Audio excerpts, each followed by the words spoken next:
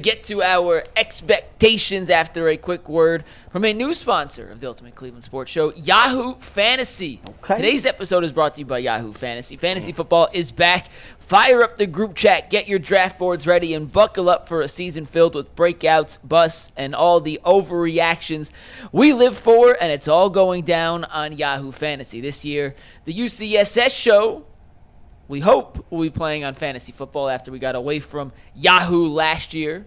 It is the superior, the number one fantasy football app out there. And to celebrate 28 years of fantasy greatness, Yahoo Fantasy is dropping 28 big new features over the next 28 days, giving you more ways to play, more ways to draft, and more ways to win. It all begins on August 4th. Stay tuned and get started by creating or joining a Yahoo Fantasy Football League at yahoofantasy.com/LockedOnNFL. That is yahoofantasy.com/LockedOnNFL. And let's make this fantasy season the best one yet. The Browns officially hold their first training camp practice this afternoon. I believe Earl and G. Bush will be out there getting some boots on the ground for the UCSS group. Practice is until 4:30, so we got a little bit of time. Before I have a specific question to ask you guys about what we may or may not be able to take away from the very first practice, I wanted to ask Dustin. Yeah. Dustin, going back to your NFL days, was the first day of practice like Christmas, or was it a dreaded moment, meaning, damn, off-season's over?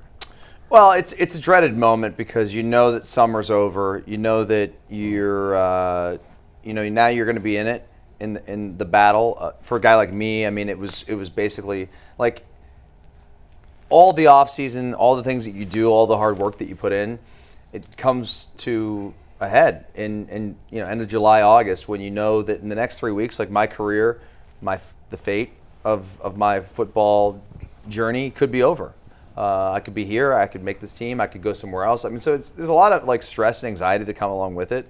And you also know it's the last day you're going to feel good, because the second you step on the field in day one, you'll never feel the way you felt walking on that field the rest of the season. You'll never be healthy again, is my point. So there's a lot of things that change after the first practice, but the number one thing that I had was just like kind of a pit in my stomach that I knew that I had to perform, and I had to play, and I had to stay healthy, because that's the thing too, is the stress of making sure your body is able to perform and go out there and compete against these kids is one of the biggest things that gave me anxiety.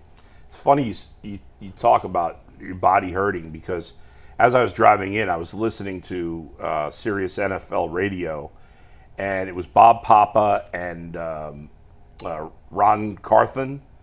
The running back? There was a Maurice Carthon. Okay. I don't know. This guy did play in the league. Maybe he was a running back, can't remember. But he played like 3 years, didn't play long. And I think I know what you're talking about. Is he my age? I'm not sure, but he eventually became a GM. But he started as a scout, and he was just saying, as I'm driving in, he goes, man, I remember going to my first training camp as a scout, and it was awesome. I was excited. I'm smelling the grass. And then he thought to himself, and he said, man, I'm so glad my body doesn't hurt like all these guys right now. Yeah. And he was like, I wish I would have retired earlier. Yeah, he was like me. He was a journeyman. He's 44. Yeah. Okay. So was he running back? He was from Florida. Okay. Played it for the Gators. Yeah. And so last week, Cecil talked about his first training camp. Now, Cecil's first year was the lockout year. So he gets drafted. He goes back to Alliance to train. He's working on roofs. He's doing whatever he can to stay. 2011 then, right? Yeah, he's doing whatever he can to stay in shape. And then he gets a call. They fly him down to Jacksonville, and he said he kind of had to snap out of this moment of being in awe. He sees, Maurice Jones-Drew, Mercedes Lewis, and it's like this snap moment. I'm here now. Mm-hmm. He said he had to quickly snap out of that and say, okay, it's time to go prove I belong. So, yeah. So I wanted to ask you guys, we're going to get flooded with videos, with reactions, with observations from all the reporters who are out at camp today. It's obviously the first time we'll see them in the official capacity of training camp. I don't think they have pads on yet. I'm actually 100% confident they don't have pads on for the first couple of practices. But I wanted to ask, how much should we look into what we see on day one? Will the quarterback order, will it really matter on day one, or is Stefanski and his staff still figuring it out? Zero. For other positions, is it the same, different? Zero. Dustin, is it just day one, or is this one? Even the depth chart doesn't matter on day one For what position? for quarterback. Does it matter? Yeah. No, I mean, It's not. Is it an indicator of how they feel right now about the players? Maybe. yeah. Okay. Like right now, like Yeah. going into camp. That's how they feel. Right. And you know what that feeling does? It changes the drill by drill. Right. Practice by practice, day by day. It changes. The opinion of these guys. It's like it's like a stock market. These guys are going to play. They're going to ebbs and flows right Yeah, throughout right. the training camp. They're going to play well. They're going to have bad days, and guys will then get shifted around. I know as a player, when I walked into the locker room and looked at the depth chart, this was like me just looking at like punt team, like Right. where I'm at. Yeah. Yeah. Like those things were indicators of like, do I have a chance to make this team? Where am I at? I mean, in terms of those guys, like being the starting quarterback, nothing's going to be an indicator this early. I mean, let's wait till we get playing some games. And as Mike said, they're not in pads yet, so none of this stuff really is real football at this point. See, I think these conversations is cool because you know how like if this was Madden and you go in and try to do franchise mode and you start lifelong fan, former player, you're the former player, I'm the fan. Yeah. And from a fan's point of view, I think it's an indicator of how Kevin Stefanski, like you said, feels early on, that he's taking all the information he's got from, the voluntary camps, the mandatory camps, and he has, at least a concept of a plan in his mind. Okay, these are the best guys that's going to give me the best chance to win, I think, at least going into training camp. And I can only assume, like you said, performance is going to dictate, who gets those spots from not just, preseason games or in a regular season, but from practice to practice. Tomorrow, depending on what happens today, the depth chart might look a little different. So, I can get that. I'm going to say what I've consistently said this year, last year, and every other year. From our perspective, there's almost nothing to gain out of watching these practices beyond, does that guy look healthy? Maybe he was banged up last year. Okay, he's running well. That's a positive. Not that training camp isn't valuable. Of course it is. It's valuable for the players. It's valuable for the coaches. But we, as fans and media members, often take things a certain way, good or bad, that we see from a player that really, we don't know what they're working on. We don't know what the call was. We don't know what the defense is being told to do. Obviously, nobody's getting hit. Nobody's worried about getting hit. A quarterback, the only thing that would stand out to me is if a quarterback looked terrible. Because if you look terrible in no pads on air with no getting hit, that's bad. But looking great to me, all four quarterbacks, I'm going to say this right up front, it's not going to, like, I feel however you all feel about nothing I see them do positively. I'm not saying it's bad. I'm not saying it doesn't matter to them or it doesn't matter to the coaching staff. But we can't, I think it's silly for us to extrapolate what we see on a positive note from a quarterback and make that seem like it's meaningful in a way, because it's just not, right? These guys, it's like watching a pro tennis player. They know how to hit a ground stroke. If you went and watched like Novak Djokovic play tennis and you watched his practice, you'd be like, this guy's unbelievable.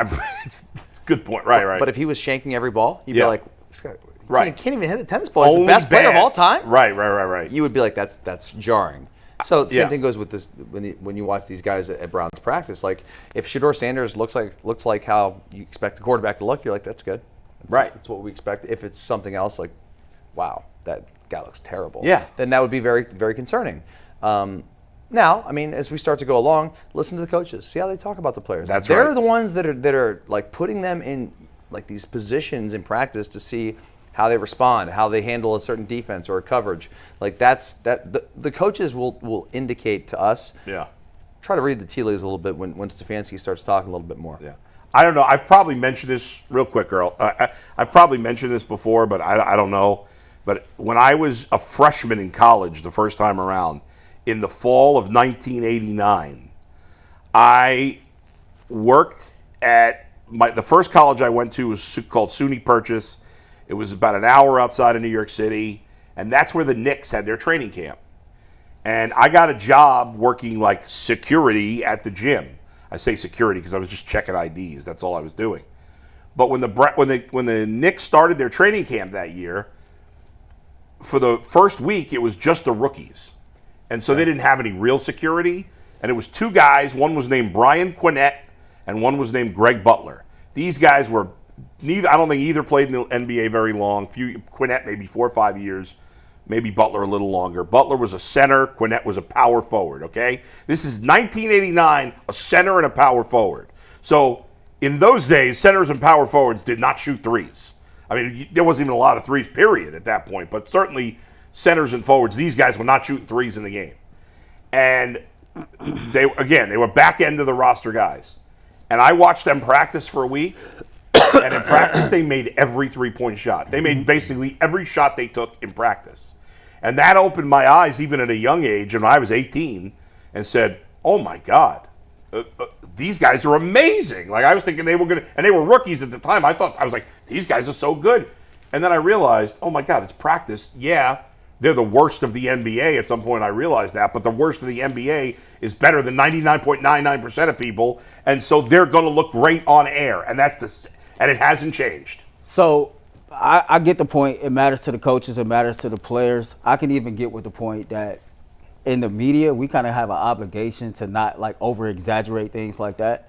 But I mean, part of being the word fan is fanatic. Sure. And so I think sometimes media members have false expectation for fans. You got to let fans be fans. And if fans emotions are going to sway from practice to practice based on the information that's reported, it matters to them.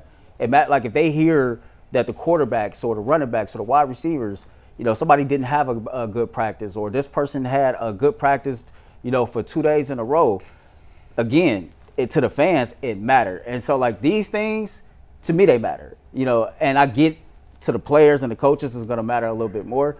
But man, repetition is the father of learning. And so I care from a fan standpoint of this team that, all right, are you getting better by each practice, right? It's the reps that you get out there. Like, those things matter because they come with chemistry and they come with rhythm. But for us, yeah, you shouldn't really just be out there and just, going crazy because you've seen a quarterback have a hell of a practice and think it's the end all be all. But if a fan see that and they want to go crazy about it, that's what part of being a fan is. Let them fans go crazy. I don't care if media members get excited about it either. Anybody can react however they want. I'm not telling anybody how to react. If you as a fan want to get excited because you see Shedeur Sanders or Dylan Gabriel or whoever looking, as you perceive, looking good in practice, and you want to get excited, good for you. But when you use that to call somebody a hater because they're living in reality and you're not, that's where it's unfair. So react however you want, but just don't blame others for being realistic about the situation. I don't have a problem if somebody wants to be excited about it, about not. Seeing their quarterback, right, who might be the future of their team, make a good play. Yeah, in practice. We all want to see. That's what's wrong with that. Right. We would all rather Shedeur Sanders or Dylan Gabriel look good and not look crappy. Correct. Of course. Correct. But just like have like some sort of perspective that right. it's just a practice like right now. I just think they have that perspective, but it's Cleveland. Football season has started. They've missed the Browns. No matter how bad this season is projected excited, man. to be, They're just excited for football. Like you're excited for football. It's football in the air. When you're a fan of this team, you can know coming into the season that this might not be the best year, but it's the top of the year, end of July, training camp has started, and people is excited to at least lay eyes on their team. I got to tell you guys, it's starting to feel like football season's approaching. It's here. It feels like it's here. Hall of Fame games next week? No. The 31st. Next week. Yeah. I mean, like, dude, I'm after the show, I'm driving to Detroit today to do the Mac Media Day tomorrow, which means to me, and I've done this like 10 years. Right. It means that football season's here. Yeah. Because it's like this rite of passage. I do this show, me and Reg, I do the show, and then we come back, and then I got like 3 weeks, and then I'm into the season. Do you have your first game I'm yet? doing a high school game on the 22nd. Oh, really? Somewhere. I just got a text about it this morning. I said, are you available? I said, of course. Oh, nice. You don't know your first college game yet? I do not. I do not. Are you working with the same guy? I am. Oh, nice. I'm excited about that. Yeah. But no, it's here. Training camp is here. Dude, the Hall of Fame game? Yeah. I love watching the Hall of Fame game. Yeah, because it's football on the field. Yeah, I mean, not. I'm from Canton, so it's kind of like very nostalgic for me to watch the Hall of Fame game. But it means that like once the Hall of Fame game happens, we're tackling. Yes. We're tackling people. I went with G to the inaugural high school football Hall of Fame induction. We did that together, and he kind of took me around y'all spot and showed me just all this different stuff, and it's cool. Like I can just only imagine. That like a couple weeks ago? That was a couple years ago. But yeah, they had one a couple weeks ago. But the inaugural was like 2 years ago. Okay. It's like 2 years ago. Yeah. And just to go out there and just to see that atmosphere, I'm like, damn, man, I wonder what it's like because this is the first football game of the season. You just if you love football, you just want to see football. And I think, and it's not exclusive to Cleveland that fans may be unrealistic. I mean, that's every fan base. Every fan base today is going to talk themselves, whether it's legit or not. Every fan base is going to talk themselves into their team being good. Brother, I was just in Boston. Yeah. And my family's from Boston, and they're Patriots fans. My uncle played there, and there's my cousins, their kids are all Patriots fans. Right. And they're talking about Drake May. And of course. And they're excited. I'm like, dude, you guys had Tom Brady and now you're excited about Drake May? Yeah. It's like, really? But they're excited about That's it. what you do. Yes. That's what you do when you're a diehard football fan, no matter who you root for. You convince yourself that we got a shot. We got a shot. And some teams do, some teams probably don't, but you never know. Strange things happen from year to year. I heard, I was talking about how I was listening to NFL radio. They were talking about, the Steelers and could Aaron Rodgers have one more good season before he walks off into the sunset with this, and I'm sure in Pittsburgh on some level they're excited too. And you could say, oh, that quarterback's 41 years old, or the Browns, who knows who's going to play quarterback for him. But there is some excitement in the fact that maybe, it's easy to be pessimistic, and because right now I feel very pessimistic about the Guardians, right? Even though they're playing better, and we'll get into that later. And that's unusual for me when it comes to the Guardians, because I'm usually You've been very so negative this year about the Guardians. well, for the last 6 weeks. I wasn't negative at the beginning of the year, but I've been very negative for the past 6 weeks, 8 weeks about the Guardians. Especially during games. Oh yeah, very negative about them, absolutely. And again, it's unusual because I'm almost always very positive about the Guardians, but I haven't been, and so it's easy to be negative. But when it comes to Shedeur Sanders or Dylan Gabriel, it's easy to think if you're a woe is me person that these guys are going to stink just like every other quarterback has stunk for the Browns. But maybe this is the time that the Browns finally find their lightning in a bottle and get a quarterback, because there's not a lot of quarterbacks most of the good quarterbacks in the league were drafted in the top 35 picks. But maybe this is the time where the Browns have the one quarterback or one of the few quarterbacks who was drafted later than that actually becomes good, and then they have a quarterback. But we'll see. But just think about this. The unknown can be exciting. Just think about this. Last year, training camp for the first part was at the Greenbrier. Now it's back in Berea, like it should be. And training camp, by most accounts, was a disaster last year. It was a soft camp. Fans really didn't appreciate, once the information came out, how training camp took place. And so fans are excited to see, okay, it's back in Berea.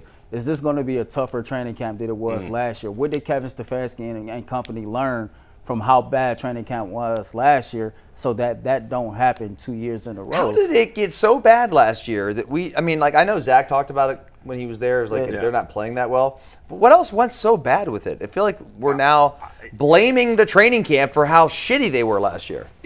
Yeah, I don't know. I think a lot of it is tied to just Deshaun Watson. I think a lot of players didn't believe in him. But here's my question. Yeah. How could is everyone on the take? What do you mean? Not on the take, but yeah. But you know what I'm saying? Like, was everyone in on it to be like so fooled? If you were at the Greenbrier last year, outside of Zach Jackson, did everyone drink the Kool-Aid? I guess so.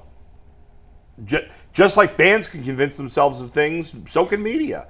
Contrary to popular belief, I know a lot of fans think that the Cleveland media is negative when it comes to the Browns. Bullshit. They're incredibly positive. It's not true. Incredibly positive. The reason you think that is because the Browns have pretty much sucked since '99. So once the season's going on and the team stinks, it's hard to be positive. And so fans, hear what they want to hear, and everybody hears what they want to hear. If you're a member of the Browns media, if you're us, whatever, even if you're not a Browns fan, it's better for business when the Browns win. I say this all the time. It's more exciting. It's more fun to cover. You have playoff games. There's more, nobody wants the Browns to suck. That's not good for business. So at the very least.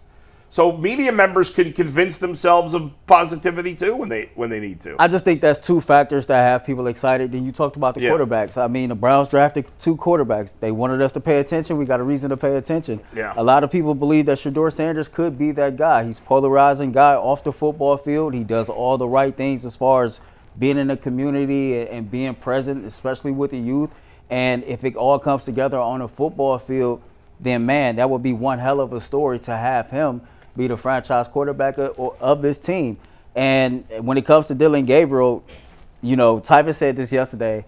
I said this last week on the Ultimate 216 show. I feel like the most pressure is on him of all the rookies to perform when given his opportunity. Because when I went back and I did my research, he was ranked either 9th or 10th of the overall quarterback prospects. Some draft experts had him ranked as low as 148th of the overall prospects. And yet the Browns act like they found a needle in a haystack. They operating like as if all their information on Dylan Gabriel, contrary to everybody else's, is correct. And so to me, it's like the pressure to prove, okay, Kevin got his guy. This is his handpicked guy. This is another Andrew Berry draft pick. Pick 94. It better be what y'all say it is. I think that pressure's not on Dylan Gabriel. I think it's on the organization for taking him. I don't think Dylan Gabriel has any pressure. Nobody's talking about him at all. A little bit of it because he is the guy, and he has to make Kevin and Andrew Berry look good. They all have to, but we're talking about the quarterback position. I don't know. I actually kind of agree. I agree more with Adam here. I'm sorry. He's a 3rd-round pick. I don't think a 3rd-round pick ever has pressure on him, especially not that position. Yeah, I just don't. I don't think the expectation and what mock drafters had for rankings, that's irrelevant. Nobody in the game pays attention to that. So I'm just saying we pick and choose when we want to use it for content on this show. I'm just bringing it up for the case of this conversation that we're having. Fair enough. That's the facts.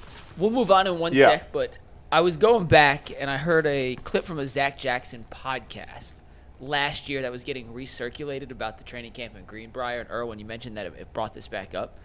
And at the time, I remember we had a discussion about it, and we all just pushed it off as nothing.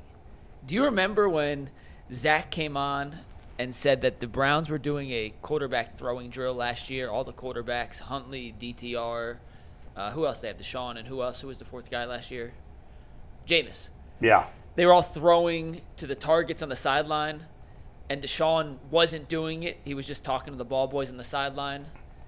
And I don't remember that. And Zach was like, it was just a little odd that those 3 were going. And Deshaun, it was a throw day for Deshaun. Remember, he had his scheduled off days, throw days. Yeah. And he was just standing off to the ball boy on the side. And we all came in and we were like, is this a big deal? We're like, no, he's just resting his shoulder. He doesn't want to overwork it. And then Zach said after we had to leave, that's when Deshaun stepped up and tried to do it, and he caught a glimpse, and Deshaun completely whiffed on the target. And Zach was like, it wasn't that Deshaun was resting his shoulder. It was Deshaun knew he couldn't throw with these guys. So hopefully now that it's back in Berea and it's a different philosophy of training camp, we'll be able to get a little more. Well, I don't know if it's a different philosophy. How do we know if it's a different philosophy? I said I hope it's a different philosophy. And that's what we all said. We just all hope. Like, this is his 5th year, Kevin Stefanski as a head coach. You hope that you've learned from your mistakes and that you are doing things a little differently than what you did in the past. It's his 6th year, actually. Well, regardless, you still hope that he's learned some things and he's going about things a little bit differently. So it's only time will tell. Let's talk a little Guardians, guys. Before we do